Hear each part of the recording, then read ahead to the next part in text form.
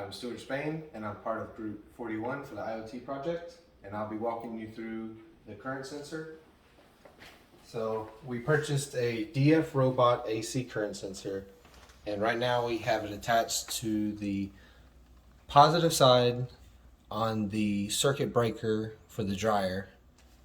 And this way we can monitor the current as the dryer is running.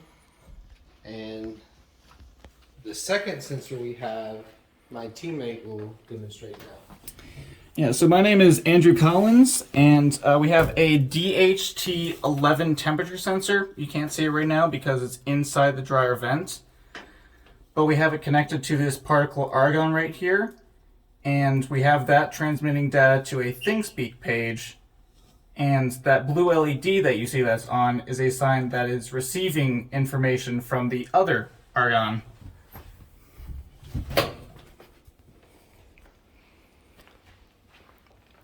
Over here we have our temperature and current graphs.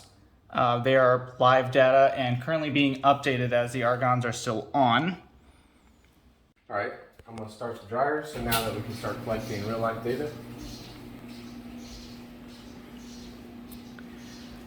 And now the data was already starting to level out after we just finished the load.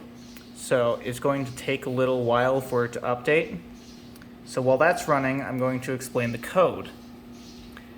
Now over here we have the power sensor data, and what it is doing is taking a current sensor, current information, and then it is converting it to voltage so it can be read by the particle argon, and then it's using this math over here to convert it back to AC.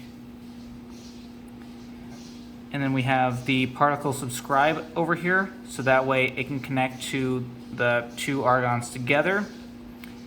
And to make sure that the connection is working, I have it set to turn on the D7 pin LED whenever event is published. And now for the temperature data, most of it is being run by the DHT sensor itself, which is a program that requires a library that you can find by looking up the Adafruit DHT onto the particle. And then that is gathering data as well, and then converting it to both temperature in Celsius and Fahrenheit. And then I have that publishing just as data over here to our ThingSpeak page again.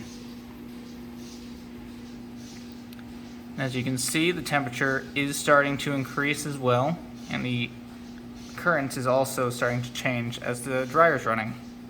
Okay, so over here on the table we have our two particle argons. They are currently communicating together. Over here we have our DHT11 temperature sensor, and because it is this model here, it doesn't actually need the extra resistor that you might see on some of the others. It has it built in right there. And for the pins, the left one is our data, and that is being taken to our digital 2 pin. The middle one, it requires 5 volts, so I have that plugged into our USB pin. And the right one is just ground.